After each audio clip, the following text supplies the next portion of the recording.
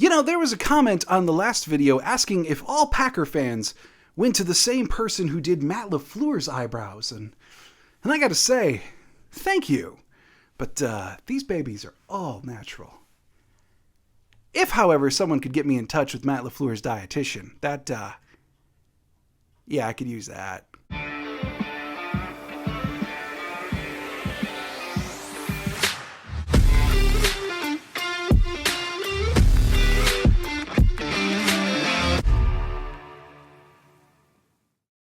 What's up, everybody? Welcome to another episode of Lombardi Time Brews, where I'm your host, John Del Rey. It is time for mock draft number 2. Yes, on Monday of this week, I used PFF's mock draft simulator to go through and evaluate the choices, make my picks for what the Green Bay Packers would do given the circumstances, or at least how I would address it, given what I know the Packers utilize as historic thresholds, especially under Brian Gutekunst.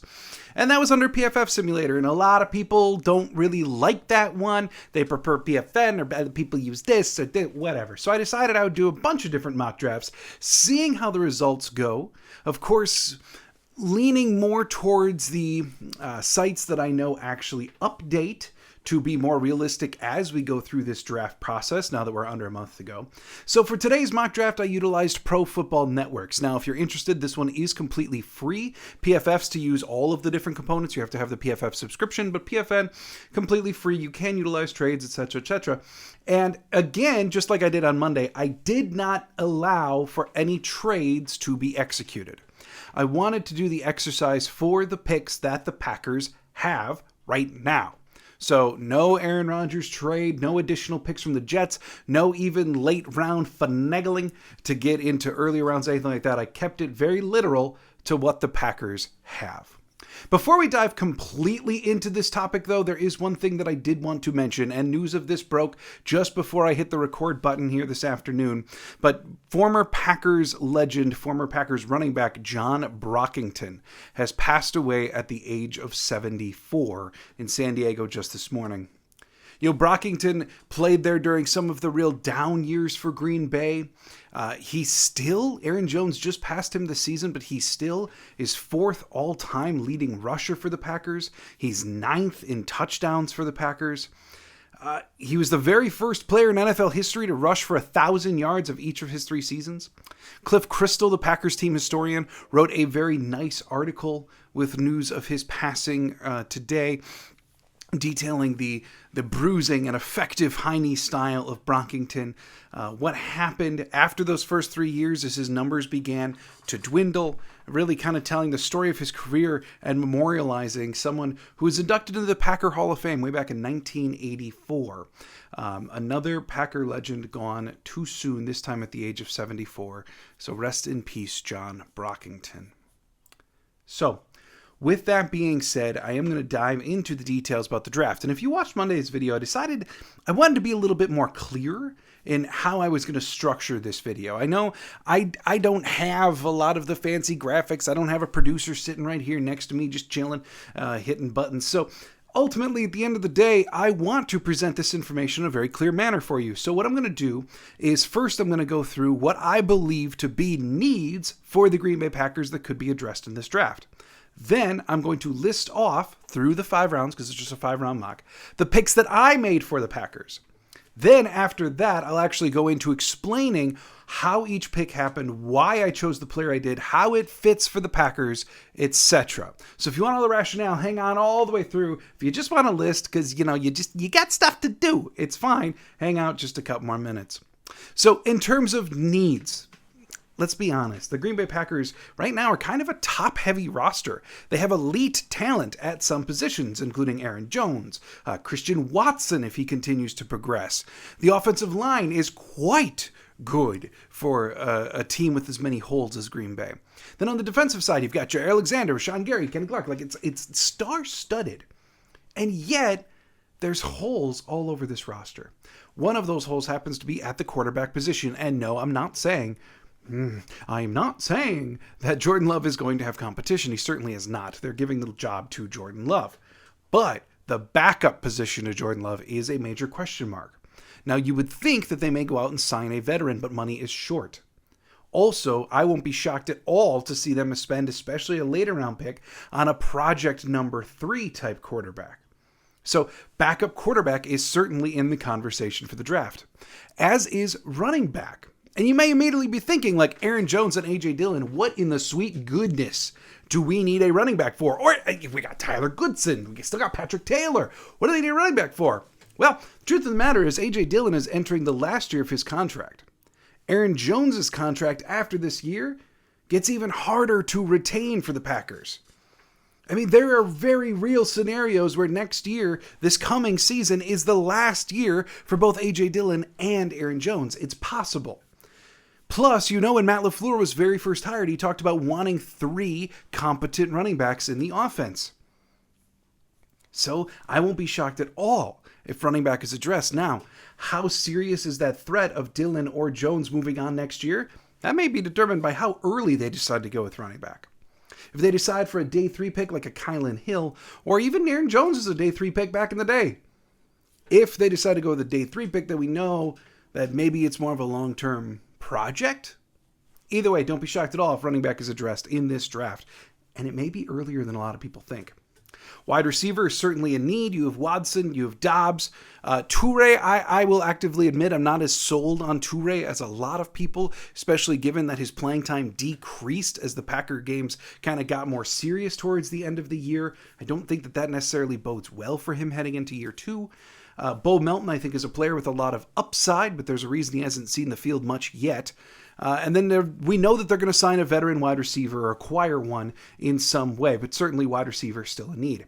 Tight end, you've got Josiah DeGuara. You've got Tyler Davis. And then you have nothing. You got a lot of question marks at tight end, so that is certainly a need in this draft. I think the only question is, are they going to pick 1 or are they going to pick 2 in this draft?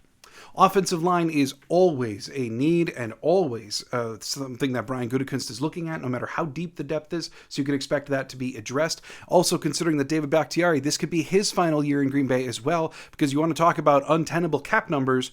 Woo-wee! David Bakhtiari 2 years from now is hitting quarterback levels of money.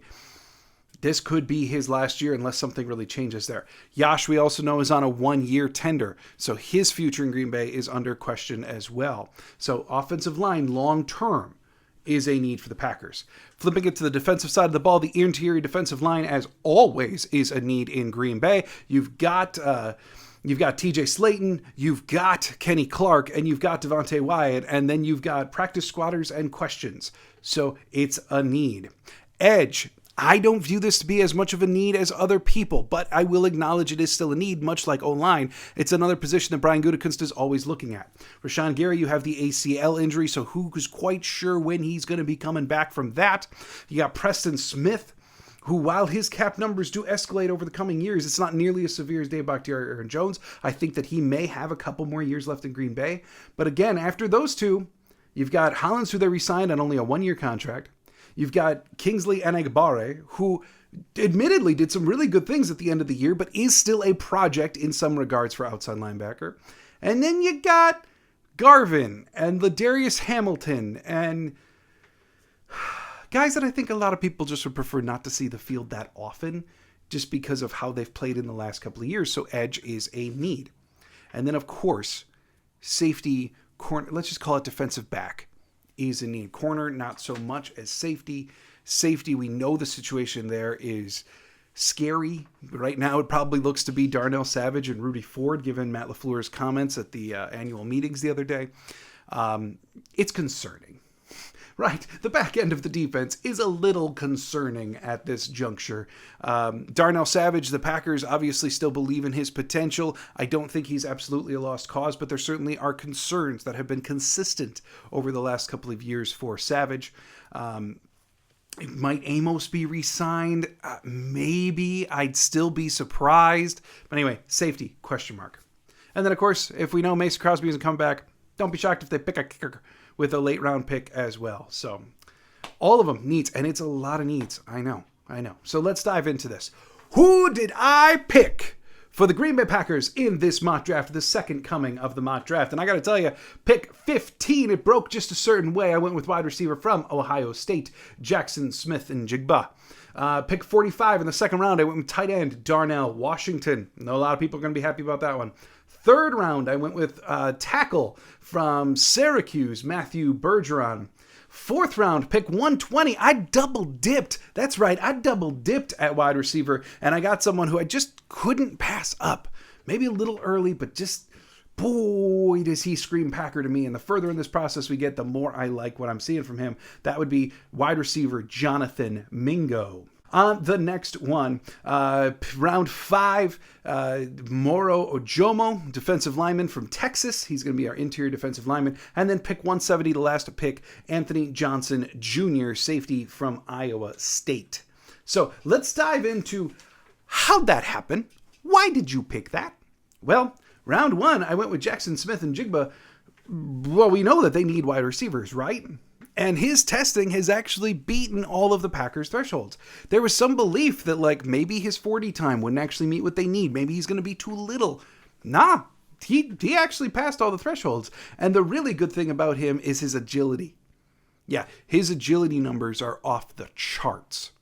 Now, he may not be that often a boundary receiver in the NFL. He may play more out of the slot. And we know that the Packers, besides really like Randall Cobb and what they tried with Aaron Rodgers, don't go with just slot guys too often. I mean, Christian Watson spent a good portion of his snaps in the slot, and he is by no means a traditional slot receiver. But I really think that he's the kind of receiver that the Packers could use. And Andy Herman just did an entire video on him a couple days ago, so if you haven't seen that, check that out. But the thing with Jackson Smith and Jigba is I saw the word in one of the scouting reports, abrupt.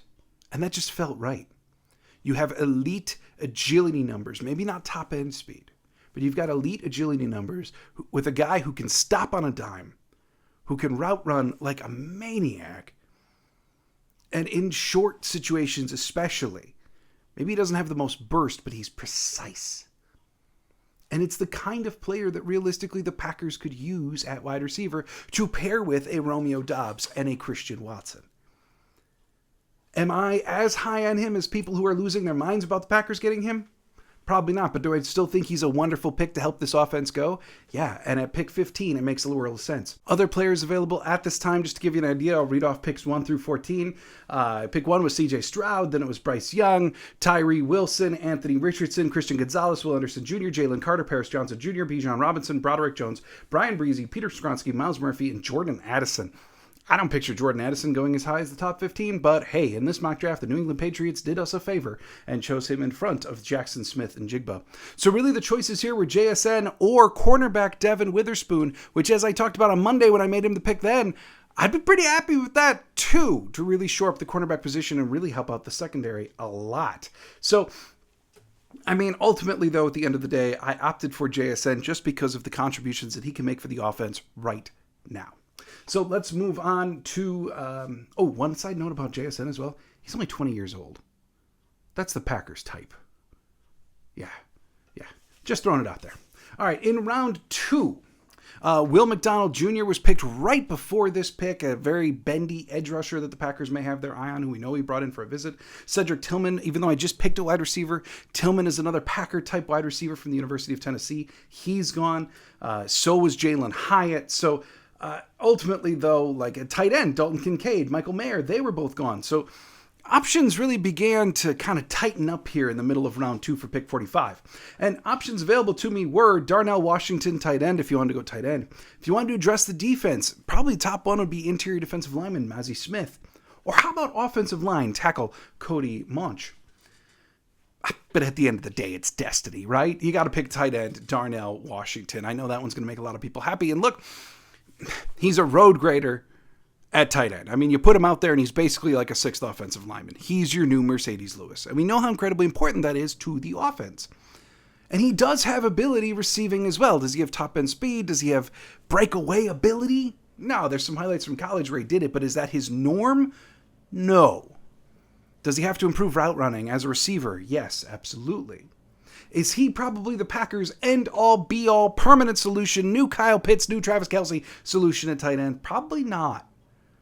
But he can be a great contributor and someone who this offense really kind of needs in place of so many people that they've lost in the last couple of years.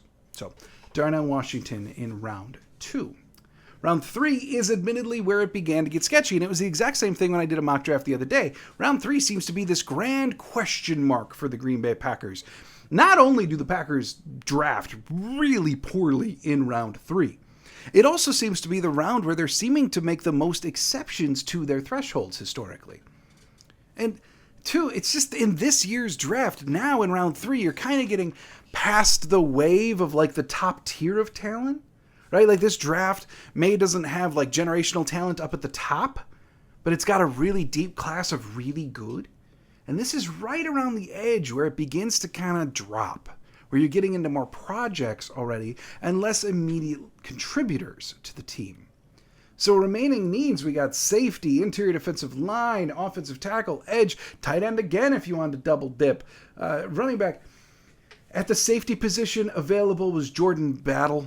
But look, I don't think the Packers are going to be high on Battle after he had really bad agility numbers in his testing. The Packers value numbers like the 3-cone, the shuttles, and he just did really poorly there. So I got to believe he's going to be off their board.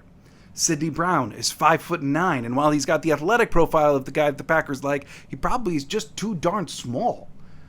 Generally, for their safeties, they like them to be about 5'11" or taller. 5'9" is a pretty drastic decrease from that, and you may think it's silly, but it is how the Packers operate.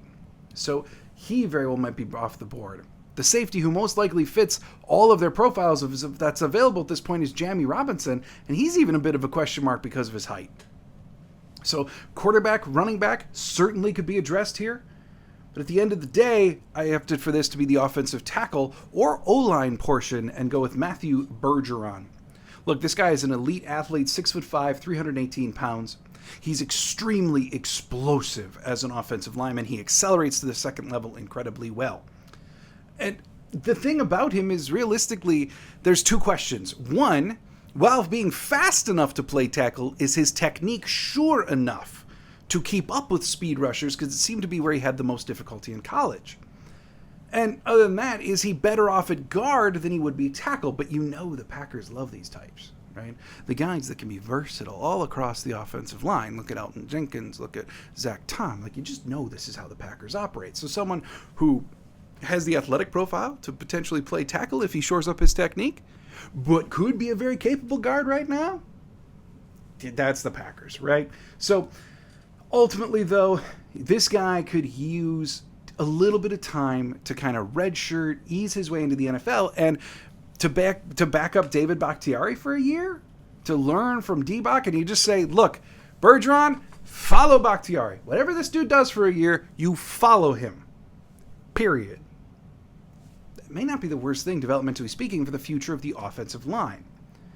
He ran a 7.27 3-cone, which not only meets, it actually blows past the Packers' threshold for 3-cone for offensive linemen. I think it could be a very, very strong project pick for the Green Bay Packers for the future of their offensive line. Round 4. Yeah, between 3 and 4, there was a run on safeties. Brown, Battle, they're gone. Robinson is still remaining. At interior defensive line, you got Jacqueline Roy, who I don't really love. You got Moro Ojomo, who is available, who I do really like, but yeah, do you really want to spend a round 4 pick on him? I know I did the other day, but like, do you think he might still be available? Or is there someone on the board who just screams, like Darnell Washington, just screams at you, Green Bay Packer, and that does happen to be wide receiver from Ole Miss, Jonathan Mingo. Yeah, I mean, Mingo, I'm going to say this. You want Alan Lazard with a more developed athletic profile, a little bit faster of a frame, but someone who blocks their tail off, you got Mingo. Yeah, and that's the truth of it. He's 6'2", 225 pounds, 9.97 RAS. He's one of the best blockers in the draft. He's only 21 years old. When he was targeted in college, it was a 99.8 QB rating. He's got a 4.46 40. Where he needs to improve most, according to most scouting reports, is in the route running department. Okay, the Packers happen to teach that pretty well. And if you have a vet on the team, like let's say they do bring back Randall Cobb, like I talked about the other day as a potential, or some other type of vet. I mean, Mingo, he's a Packer. like just the way that he does things, his profile just screams Packer. In terms of height, weight, he's well over their thresholds. He's that big-bodied receiver that we love that Brian Gutekunst likes to pick. So, is it... I don't know. I just got to go with it. Jonathan Mingo, Green Bay Packer. He ran a 4.46 40 on a 225 frame. I just think that that's someone that the Packers are going to be highly intrigued by. And now, at the wide receiver position, you got JSN, you got Mingo, you got Watson, you got Dobbs. You've got a vet, and then Toure Melton in there is 6. It's young, and it's raw. But it's a gifted wide receiver room. Moving on to round 5, pick 149, and if this happens, I am running the pick up there, and Moro Ojomo is still available, so I'm picking him. 21 years old, a fifth-year senior who's 21. I don't understand the math on that at all, but interior defensive lineman from Texas. He's got a 9.19 RAS score with elite explosion. He's got a very good 3-cone. He's right around their weight number. If his frame could take on another 10 pounds, he's completely the Packer type for the defensive line. Ultimately, you're going to stick this guy at nose tackle? No, probably not. But he's a very, very strong run defender who just needs some work on his pass rush skills, his technique. Put him at defensive end and prosper. You need depth. And really, like, is he exactly like Kenny Clark? No, but the situation reminds me the same. He's very, very young. He's very gifted. He needs refinement. Kenny Clark was a first-round pick who was obviously further along, but I'm just saying, similar in the way of being very, very young for how long he's been in school. That's a very Packer trait to look for. I think if he's available in round 5, you run the pick up there, and you know that your defensive line is more reinforced than it was before you make that pick. And then the last one, pick 170, the second pick of round 5. And finally, I'm not going to address edge. It feels weird to not pick a single edge in this draft, but this is the way that the board broke. In terms of edge, Colby Wooden, if you want to convert him to edge, he is still available. Yaya Diaby, who I picked in the 5th round the other day, he's still available, and Lord knows he's got the athletic potential to do it. But at the end of the day, the Packers defense needs someone who can sit back at safety and be their signal caller, be their captain back there, and that just screams to me Anthony Johnson Jr. There's a few in this draft who kind of fit that, and this one to me at pick 170 makes sense. He's been on the all-academic team twice when he was coming out of high school. He was scouted heavily by Ivy League schools.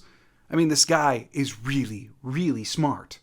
And not only that, but he plays, especially run defense, with just an act of aggression. Like, he goes in there fearless, and that does lead to the occasional missed tackle. And if they can shore that up, then again, you might really have something. But what I was really intrigued by was he actually spent much of his college career at boundary corner.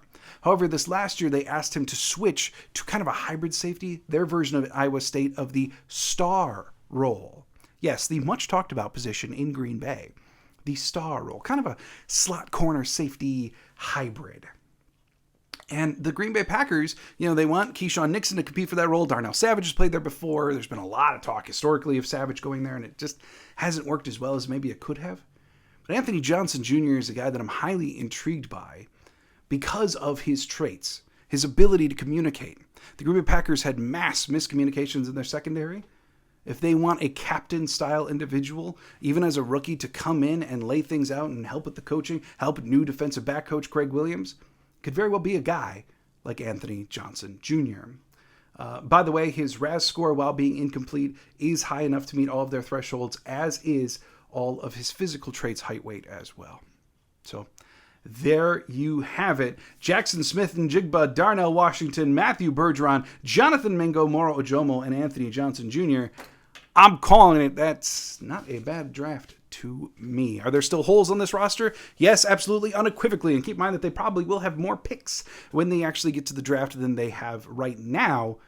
But still, you plugged in some of the holes here today. Hope you enjoyed this video. Hope you have an absolutely fantastic weekend coming up. It is Friday, thank goodness. So go have a wonderful weekend. I will be back on Monday. And as always, go Pack Go.